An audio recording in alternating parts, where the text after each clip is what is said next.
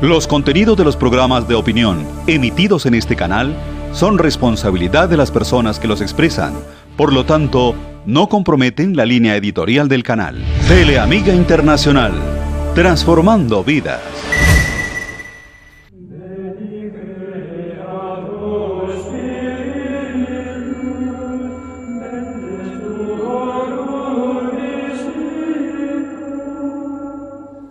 Bienvenidos, queridos hermanos, a este programa en que voy a tratar sobre las luces de la Sagrada Escritura, cómo la Sagrada Escritura ilumina la vida de nosotros los hijos de Dios y los creyentes. Hoy quiero tratar con ustedes acerca del surgimiento de la cultura matrimonial cristiana, cómo surge la cultura matrimonial cristiana en las cartas de San Pablo. En esas cartas asistimos a la fundación de una nueva cultura, de un nuevo modo de vivir. A hombre nuevo, porque cristiano es hombre nuevo, cultura nueva. Un modo nuevo de vivir las relaciones interpersonales entre las personas, las familiares dentro de la familia, las laborales en el trabajo y las eclesiales en la iglesia. Y también las relaciones ciudadanas globales. Parte principal de esta nueva cultura que se instaura en el seno de la humanidad como un fermento nuevo, como una luz nueva, como sal que no la deja corromperse, es una nueva manera de vivir el matrimonio. Por lo tanto, la cultura esponsal cristiana. Los primeros cristianos venían unos del mundo judío y otros del mundo pagano. Habían vivido su matrimonio anteriormente, si venían casados, unos a lo judío y otros a lo pagano. Ahora, con su conversión al cristianismo, con su conversión a Cristo como hijos de Dios, empezaban un cambio de vida que englobaba todos los aspectos de su existencia de hombres nuevos, nacidos ahora en el bautismo de Dios, de nuevo y de lo alto. Una nueva doctrina acerca del cuerpo, de la sexualidad, una doctrina que funda una nueva manera de posicionarse frente a sí mismo, a la corporalidad propia y ajena, frente a la vida sexual, y entre tantos otros aspectos de este cambio radical de vida, que ya no iba a ser ni judío ni pagano, cómo vivir ahora el matrimonio a lo cristiano. ¿Cuál es el horizonte cristiano del matrimonio? Para San Pablo, como apóstol y maestro, se planteaba una tarea doctrinal y pastoral. ¿Cómo hacer de repente que esos paganos que estaban viviendo su unión a lo pagano fueran subiendo lentamente al nivel cristiano del matrimonio? ¿Qué cambiaba también para los cristianos venidos del judaísmo y que vivían su vida matrimonial según la ley judía, para que la llevaran a su cumplimiento en el reino filial, el reino de los hijos, el reino cristiano, viviendo su matrimonio como hijos de Dios Padre, es decir, como hermanos? Ahora esposo y esposa como hermanos. La común condición filial de los esposos cristianos introdujo entre ellos, entre otras novedades, una conciencia muy fuerte de fraternidad, es decir, de una filialidad común. Ella era hija de Dios, él era hija de Dios, eran por lo tanto hermanos ante Dios, respecto de Dios Padre y de su mutua condición de hermanos. Tanto es así, y quiero detenerme un poquito, hacer una pausa en la exposición para explicar algo. En la antigüedad, los cristianos fueron muy calumniados. Se decía de ellos que se reunían para comer carne humana y sangre humana, porque habían oído algo acerca de la Eucaristía. Y se decía también que se casaban entre hermanos. ¿Por qué? Que eran incestuosos.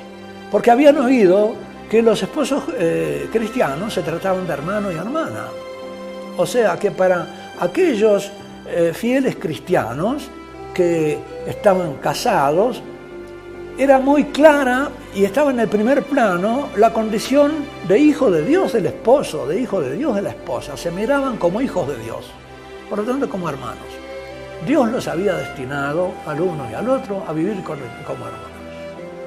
Por eso en esta exposición vamos a observar primero cómo San Pablo intenta levantar gradualmente a los paganos de Corinto, convertidos a la fe cristiana, hacia un nivel matrimonial cristiano. Pablo esboza un proceso con sus pasos definidos. A continuación, en esta serie de programas, consideraré la carta a los Gálatas, aunque San Pablo no se ocupa en esta carta del tema matrimonial.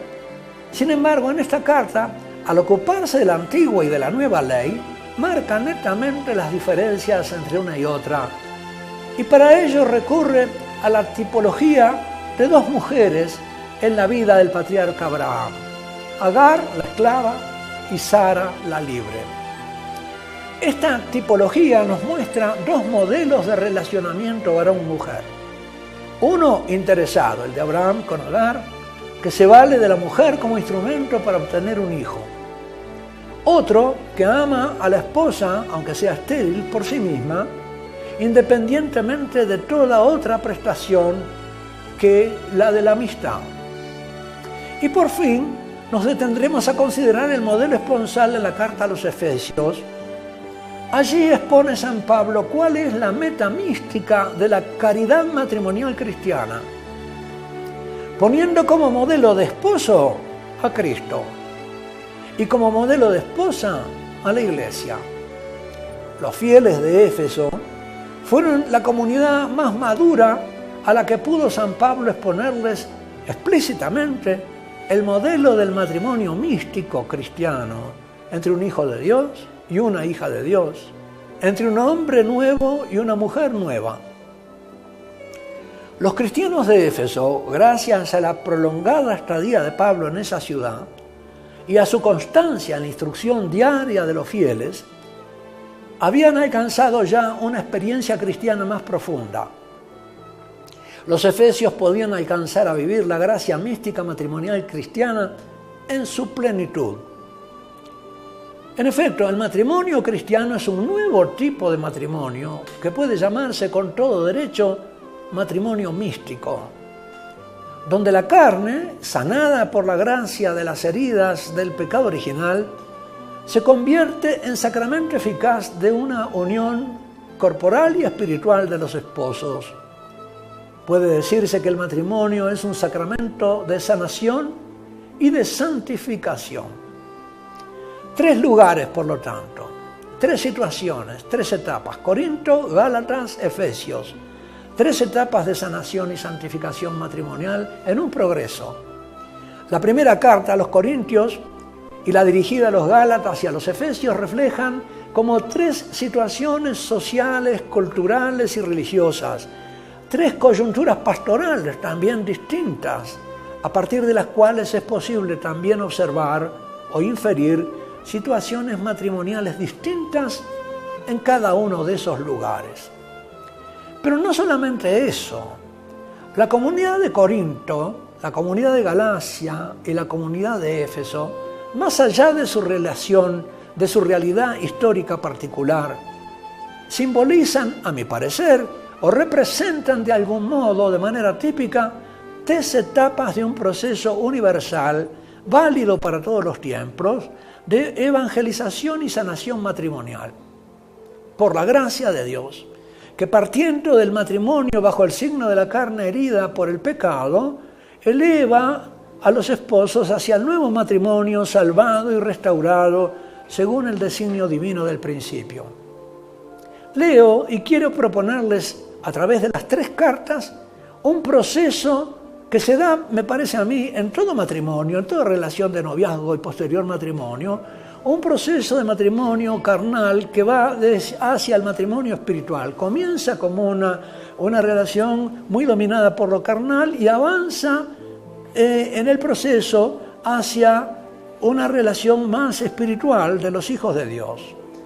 Puede decirse que todo matrimonio real y concreto, de alguna manera u otra, está en alguna de esas tres etapas y puede pasar de una a otra hasta alcanzar su modelo perfecto o quedarse en una de ellas.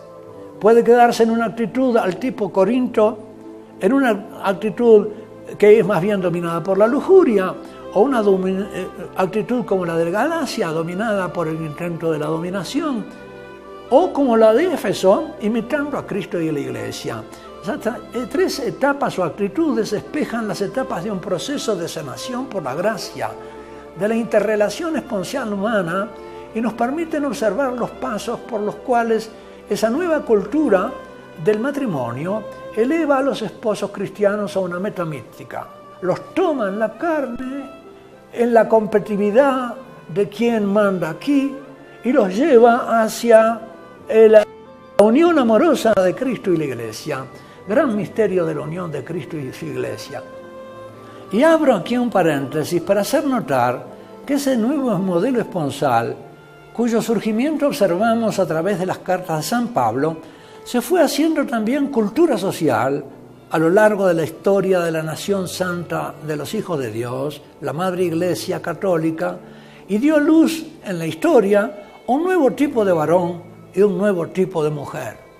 Y por lo tanto, se estableció a partir de entonces, y fue creciendo a lo largo de los siglos, un nuevo tipo de matrimonio.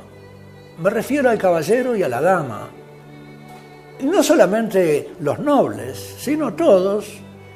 Estos dos arquetipos humanos constituyeron dos modelos e ideales, aún para los más humildes y sencillos, no solo para los nobles. Ellos pueblan durante siglos el imaginario de generaciones y generaciones de católicos que desde niños escucharon los cuentos de príncipes y princesas y se vieron a sí mismos reflejados en esos modelos de nobleza del alma que lucha con dragones malvados, que son la serpiente, y brujas, sus servidoras, brujas malas, y vive entre hadas buenas y hadas hermosas, pero perversas. En efecto, en el mundo católico, sobre todo a lo largo de la Edad Media, fue surgiendo ese nuevo tipo de hombre y mujer que fueron el caballero y la dama. El caballero y la dama son una creación católica contra la cual reaccionaría después la cultura posmoderna, iluminada.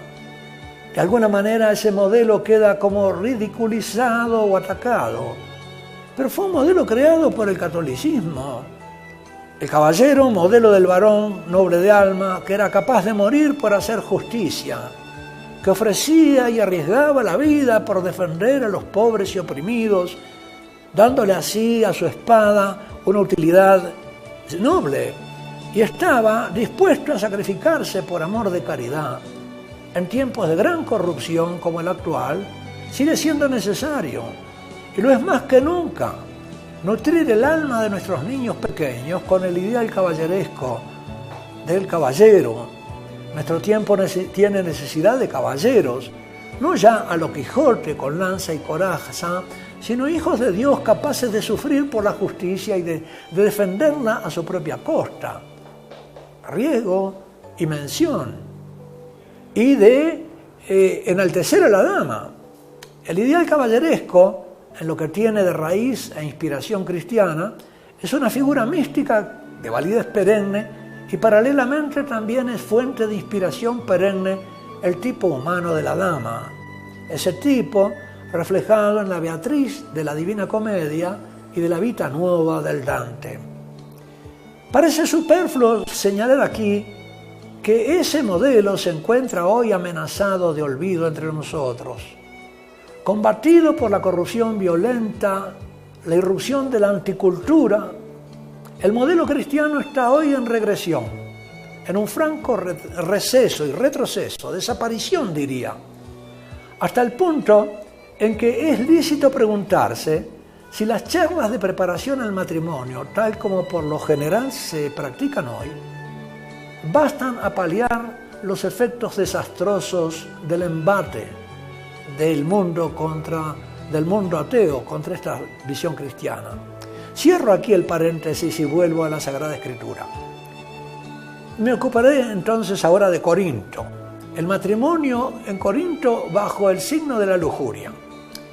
Vamos a ir a los comienzos mismos del surgimiento de la cultura del matrimonio cristiano.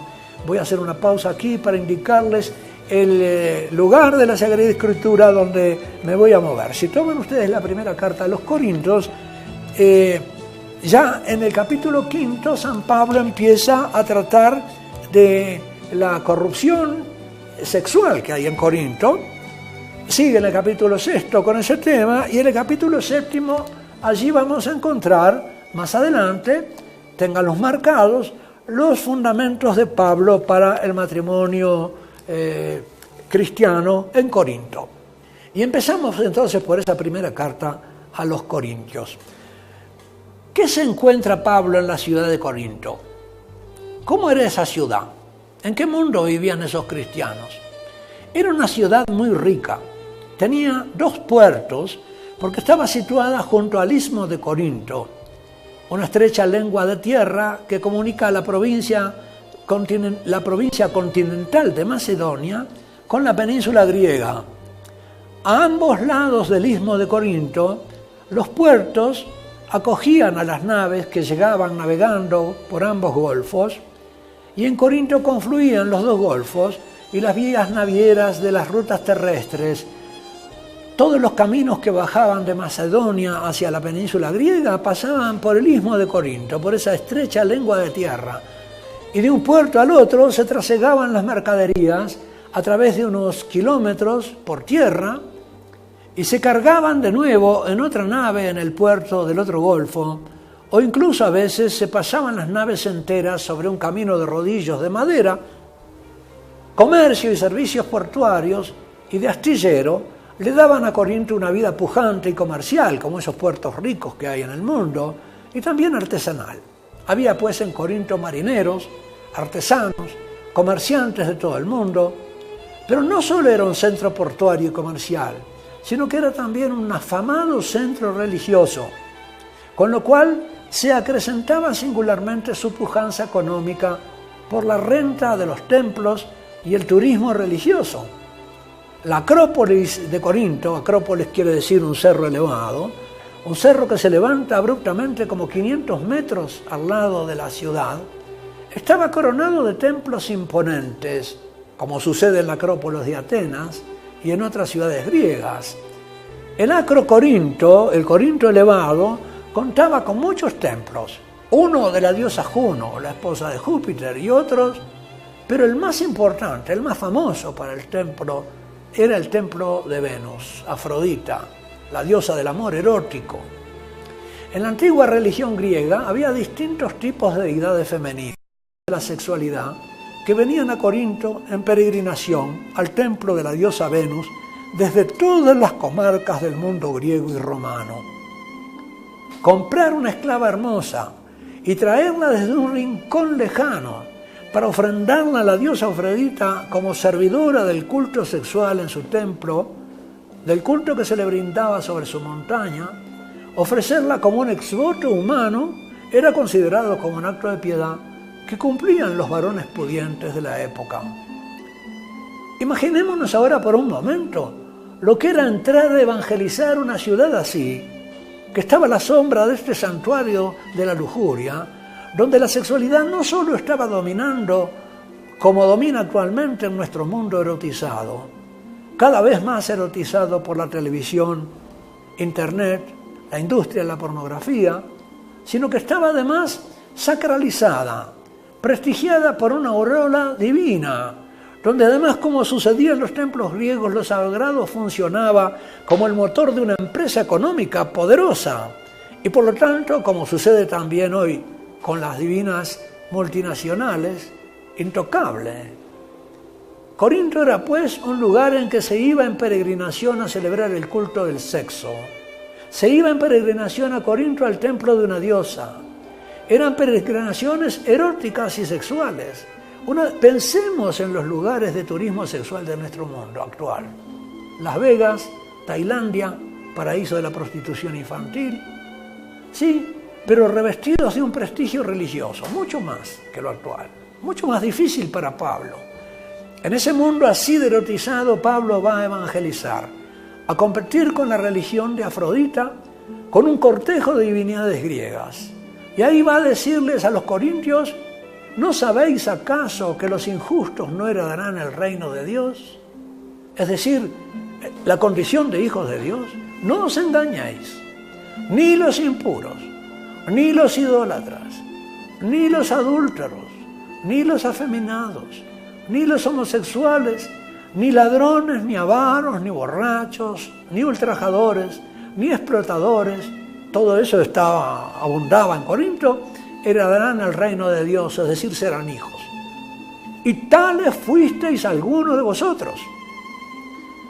Pero habéis sido lavados, habéis sido santificados, habéis sido justificados, hechos justos a los ojos de Dios, en el nombre del Señor Jesucristo y en el Espíritu de nuestro Dios.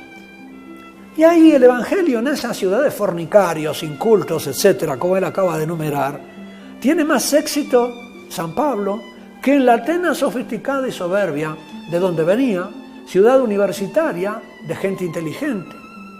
En Atenas, después de escuchar a San Pablo, por pura curiosidad, le dijeron cortésmente, ya te escucharemos otra vez. Pienso que en Corinto, a diferencia de Atenas, alguna gente había tocado tanto fondo en los abismos de los vicios y de las pasiones satisfechas sin límites, que al fin, huyendo de tanto sinsentido, se abría hambrienta a lo espiritual. En algunos hombres que no están completamente endurecidos cuando todavía no se han entregado voluntariamente a sus propios demonios, perdura un fondo sano. Pudieron desviarse inducidos por el mundo que los rodea a compartir las desviaciones públicas, pero en el fondo se encuentran insatisfechos con el drama de su desviación. Creo, queridos hermanos, que al mismo tiempo que algunos griegos que tomaban por divina la lujuria, porque experimentaban que era una fuerza que no podían dominar, que tenía algo de divino y adorable, que los había sometido desde siempre y para siempre, experimentaban también que había ahí algo de terrible, de mortal. Y en el próximo episodio o capítulo de esta serie, veremos entonces cómo San Pablo se las arregla para predicar aquí la pureza cristiana y establecer aquí un matrimonio santo en medio de una sociedad tan corrupta.